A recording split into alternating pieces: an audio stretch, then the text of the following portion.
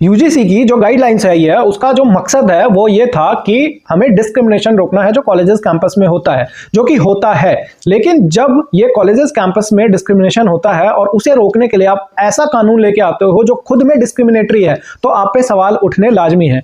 जब कानून ये खुद कहता है कि जो ऑपरेसर है वो एक सर्टेन कास्ट का, जो जनरल कैटेगरी का ही हो सकता है, और जो विक्टिम है वो एससी एसटी ओबीसी का ही हो सकता है, तो इसमें प्रॉब्लम है। आपने बहुत सारे ऐसे केसेस देखे होंगे जहां पे आपने ये पढ़ा होगा कि दबंगों ने पिटाई की, किसी जैसे कोई दूल्हे की पिटाई की, अगर कोई घोड़े पे चढ़ गया या कुछ ऐसा हुआ तो दबंगों ने पिटाई की। और बहुत सारे केसेस में आपने ये देखा होगा कि वो जो दबंग है वो जनरल कैटेगरी से नहीं आता है, तो आप ये कैसे डिफाइन करोगे?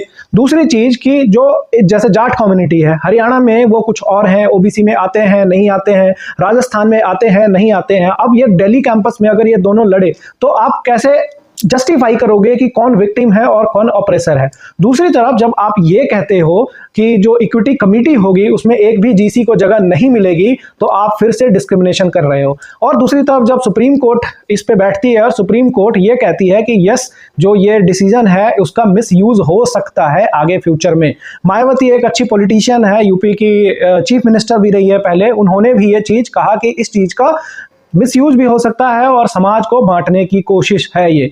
और ऊपर से जब हम ऐसा कानून लेके आते हैं तो आप पहले के कानून याद करो। आपने जो महिलाओं के लिए कानून लेके आए 498, क्या उसका मिसयूज नहीं होता है? बिल्कुल होता है। आप एससी एसटी एक्ट लेके आए, क्या उसका मिसयूज नहीं होता है? बिल्कुल होता है उसका मिसयूज। इवन जब 498 आया था तो उस टाइम की जो मिनिस्टर थी रेणुका चौधरी, उनसे जब ये पूछा गया कि क्या इस चीज का मिसयूज होगा, तो उन्होंने कहा था लेट मैन सफर। तो ऐसे जब मेंटालिटी के मिनिस्टर्स कैबिनेट में बैठे हों तो डिस्क्रिमिनेशन होना लाजमी है। अब इस चीज पे जो सुप्रीम कोर्ट है उन्होंने केंद्र सरकार को भेजा है। अब केंद्र सरकार इसका क्या जवाब देती है आगे देखते हैं।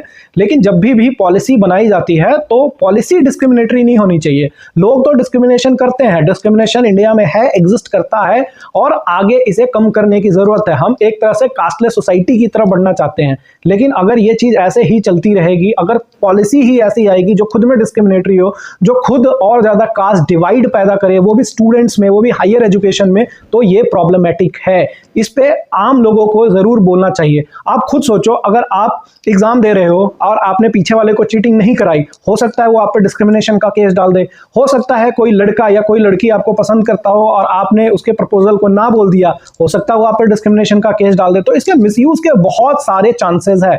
बहुत इसको और ज्यादा बेटर करने की जरूरत है। बहुत मामलों में ये जो कानून था वो बेटर था पिछले के मुकाबले, लेकिन इसमें कुछ प्रॉब्लमेटिक चीजें हैं जिसे सॉर्ट करने की जरूरत है। तो इस वीडियो को ज्यादा से ज्यादा शेयर कीजिए ताकि ये ज्यादा से ज्यादा लोगों तक पहुंचे।